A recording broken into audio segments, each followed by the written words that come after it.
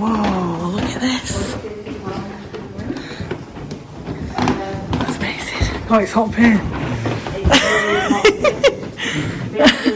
Mimicking the temperature that the cotton would have been in. Right. So it has to be hot and humid. So it would be effective with the whole floor. This way with the hat would be Textile laps up. Each 2 laps would go onto the back of each cotton machine.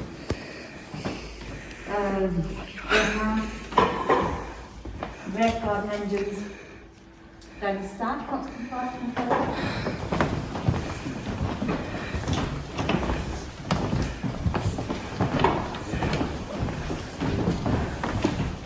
As you can see, this is inside one of the machines. Each machine, I've been to, you know, like the carding, this is the carding bats. Yeah. Yes, yeah, well this is kind of similar to that, but on a bigger scale. It's got loads and loads of different pins in it. Each one would have been hammered in by a child to make the, I call the pins. It would go through each space, where it would be farming, going like that, so making the fibres thinner and thinner. Down at the bottom you have a rail that goes right across, and that's called the duffer, and it would then duff all the cotton off at the end. So it would be removing it off, and it would be coming round into what's called, what we call slava, or a sliver, or in Rockville it's a Rockville rope. Further down, did you get a sample bag? In the sample bag it's in there. Where's got one as well? That's that one, yeah. So that's what it would be, it would come off and it would get spun round and it would go into the can. A bit like cotton wool. Yes, very much so. Yeah. I'll put you down here and you can tell on the spot.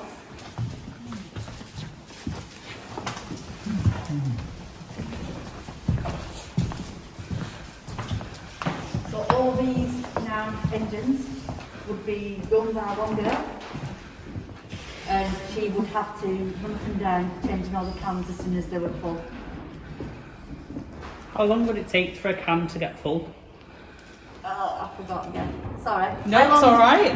Was it quite quick? How long does it take for a can to be full again? 25 minutes. 25 minutes, yeah. Thank you. And she would carry 2 cans at a time because obviously all the machines were running all the time. And she would have to look after them all. And if the machine stopped, it would cost money. Yeah. So she would have to keep them all going all the way through. Want to see when the machine's working? Yeah. Yeah. So it's going to be number 1. Great. Yeah, perfect.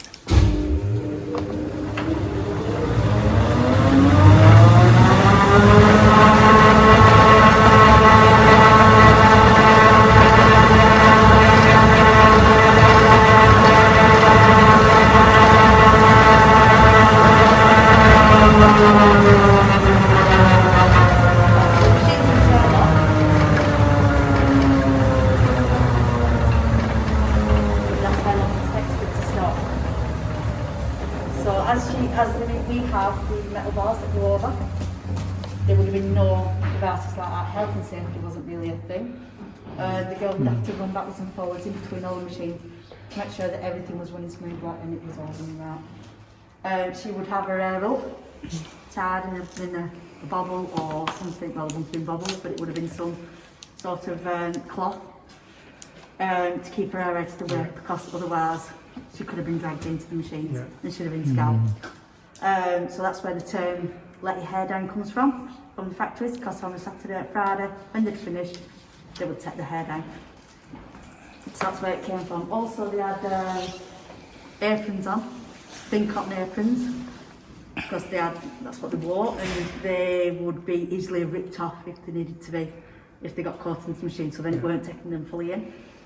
The cotton apron would be called a brat. We're thinking that that's where the name of a naughty child comes from, because children used to tug on the mum's apron strings. And so when they tug, they could pull it away, and it's the same type of thing. So this one girl would be in 14, 15, and she would have to run all these machines plus this machine here. So she would have these, she would take the tubs off this, and she would fetch them round to this one. Want to come back? Over there? How heavy is each cylinder when it's full? However, 14, how heavy are these cylinders? 14. It's 14 pounds full. 14 pounds full. So she would carry 2 of those, and she would put them onto here. This is the dog double. You've got 88 hands altogether, 44 on each side. All the rovings would then be put into there, and they would come down to make on the block at the end. So all that's done is just strained all the fans out. Right? Funny. So yeah, so at the end of it you would have a roll.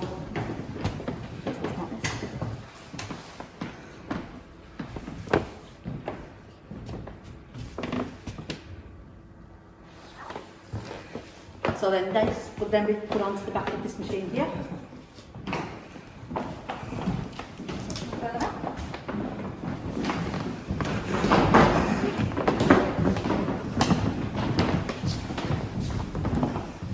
So these are the finished powder engines. These would then take off the back of them, put onto there, and it would come through this machine. This would kind of give a twist. Have you got some really You've got the bags. thin pieces?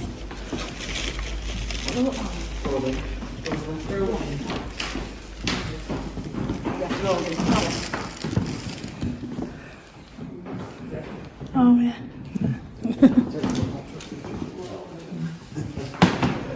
So yeah, so this is what the rolling looks like.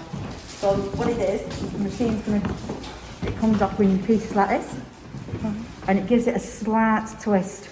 So on the rovings that you've got, if you give it a slight twist and pull, it makes it just that little bit thicker. Right. So as you've got this side that's not been thing, pulls really easy. As soon as you put a slight twist on it, it makes it thicker. Oh, that's good, isn't it? So if you've given that like that.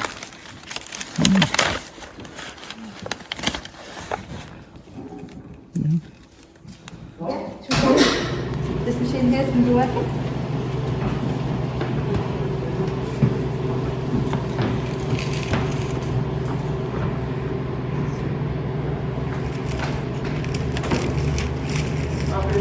Yep.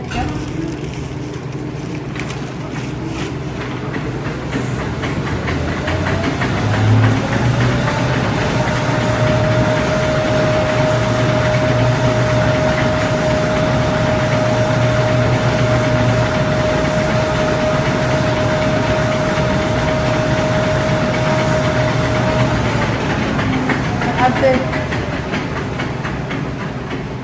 leather is going over the top, it's putting that slight twist on it as it were moving backwards and forwards. That was putting a slight twist on it to roll onto the bobbins. The bobbins, these machines would also be run by 2 women. So you'd have one girl that would work all those machines, then you'd have 2 women that work all these machines.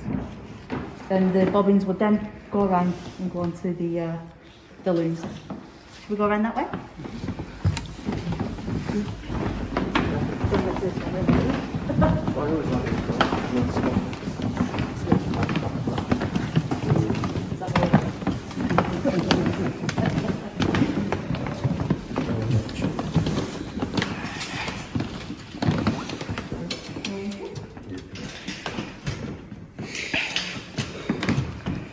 So yeah, so they would come off the machines, come to power engines, and they would come onto the machines.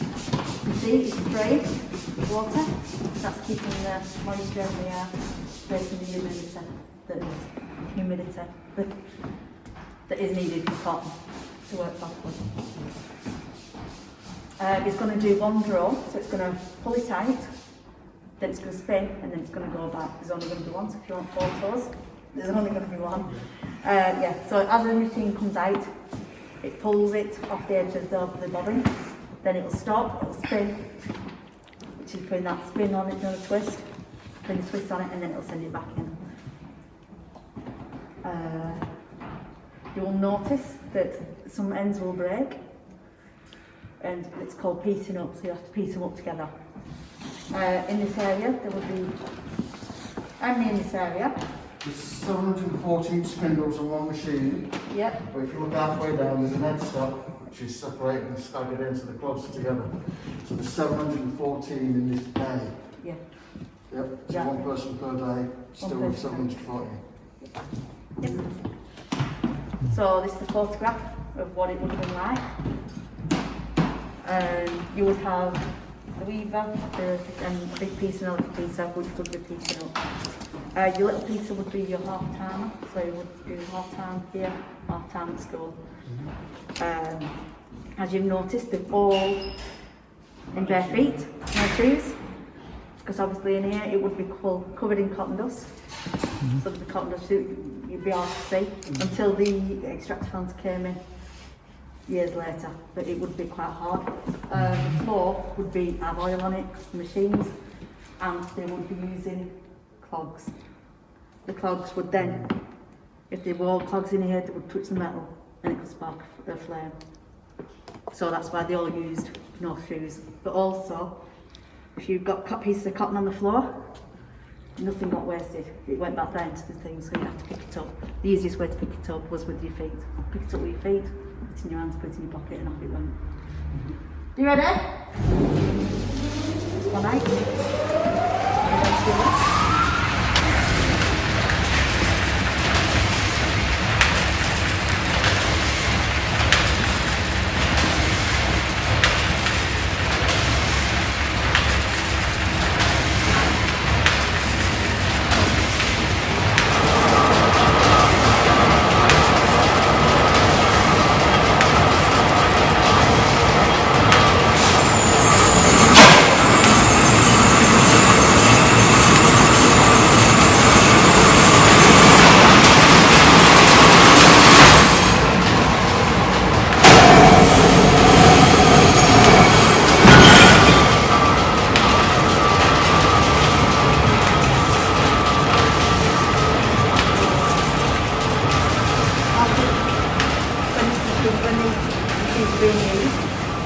They would try and swim them so that one would go like that. So one would go in, one would come out like that. Sometimes they would both come together, but you would have to watch the side because it's kind of you got stuck when it's broke. In this mill, they didn't have children. In some mills they did, and the children would have to run in and out and the children was picking up pieces of cotton.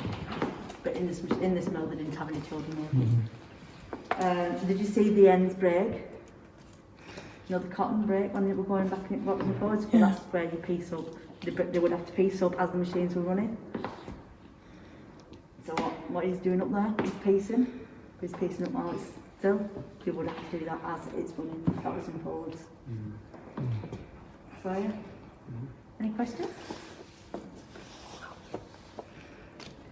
How loud is it when all the machines are running? Could it be Say it again. How long? loud? Loud. Yeah. How loud? Yeah. Well, that's just one machine that was not loud. And Yeah. I think they're all quite loud, all separately. Yeah. So you wouldn't be able to hear anything. No. Have you heard of me mowing? They call it me mowing. But do you know when people can lip read? They could lip read really, really well. They called it me mowing because you talk with your hands. I talk with my hands, that's why I've always got told something because I really do. Yeah. So yeah, and that's what it was. People talk with hands. Yeah. So like gestures, and that's what they used to do across the tractor floor. Yeah. Does the moisture make the cotton expand as well? You know, obviously like the conditions for cotton are obviously warm and damp, but obviously once it's been spun, if the moisture gets inside it expands as well, doesn't it? Oh, that's... So I think my question is kind of, you know, would they actively put more moisture into the air to make it expand because then the cotton would appear heavier? James, I'll just him at the end. do you know the cotton? Do you know, say that again, does it expand for... You know, with the moisture in the air, Yeah. would the cotton expand as well? Because obviously, like the idea of cotton and the gaps in between it is that it's quite open. So would they put more moisture into the air to make the cotton expand more and then appear heavier? or not. Are we talking about the conditioning on the wool side as well? Kind of, yeah. Conditioning? Yeah. We used to sell by unit weight. Yeah, it was by weight, so you could get away with it being kind of a lot of Yeah. cheap waste. Yeah. And, you know, quite, you know, saturated with water really, so it expanded, it's heavier. Yeah. No. No. Okay. No. Not this side. We've now moved on to selling by length. Yeah. And it's basically, if you get like an iron bar and you freeze it and you freeze it and you freeze it, and Yeah. you smack it, it will shatter. Yeah. Because whereas if it's warm, it's just keeping it malleable. Yeah. So it's the moisture content, just keeping it malleable as it keeping it Yeah. static that way. Okay. It's a clever question, no? You've not applied for a job, have you? No. Let's worry for a second. Yeah, no, so it's just keeping it malleable. Yeah. But from here, when it's at Queen Street, we also do the sizing and mercerising in Yeah. different places. So putting it under heat Yeah. after it's been made up into the weave to keep it sort of that way. And there's conditioning and sizing, which is more of an oil and water emulsion, Yeah. and then to keep it oily on through. Yeah. So yeah, you knew that. You're just trying to make me walk all that way from. Nah. I didn't know that one. Any more? What's that for? That is a monorail. And that is to carry the bobbins of cotton that go onto the... It's just to push them round so you're not having to lift them. Because you get to lift them off all the machines. It's just like, it just pushes them round. It's really need to be used. So you have to watch out for that coming in and out, and one of them about to hit you on the head. Yeah, and it's a small arm, and then that really wouldn't bother you. No, it wouldn't bother me It's either, a good, that's all mine. So I'd be quite lucky.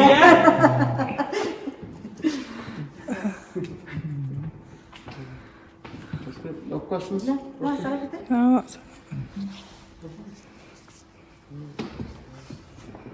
One thing we will point out then is the floor. We've all stepped on it with all the creaking. What is it? Wood. It's Canadian maple. It's the most absorbent for all the oils coming off the machines. It splinters a lot less because you're working in your bare feet. You know, they've shipped it all the way from the Canadas to put the thought into it just to make it work. So everything, every process, meticulously thought about before computer-aided design or any micro switches. Clever, clever. Invest once, don't replace. Yes. Savvy, savvy. You mind me boss now, son? What's going on? Just a fabric sheet. Has anyone got any textile in the trade? You know, textile trades? No? Anyone want textile in the trades? You mentioned Queen Street shut present. Yes, Queen Street's shut. But if you're into textiles, Is there plans to reopen it? they've just appointed a site supervisor this week. Their chimney had a couple of bricks blowing off it a while back. That's now been reattached and built and redone, so that's now been signed off. So it's just getting the staff in and then getting the doors open again. And it's similar to us, you'll have to book online, Yeah. but it's well worth a visit if you've been. Go to Blackpool, they have their textile. They've got a textile exhibition on it. Yeah. That's also, you have to book online. More worth a trip. Thank you. Hello? I'm not doing that, just cleaning.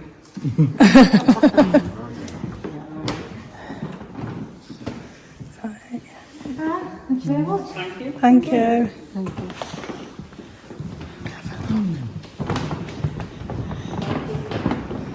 It's amazing.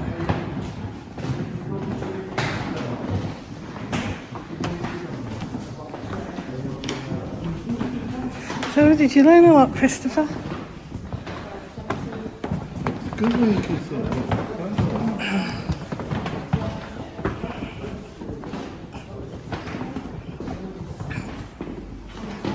Look at them. That was a good question, though, Christopher. Yeah.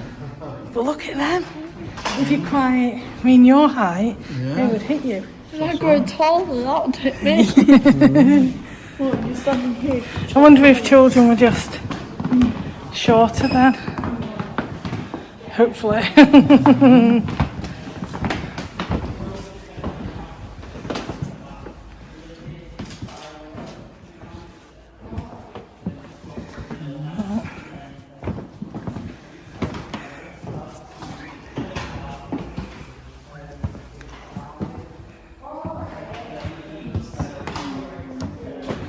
So what's it like? Seeing what it's like?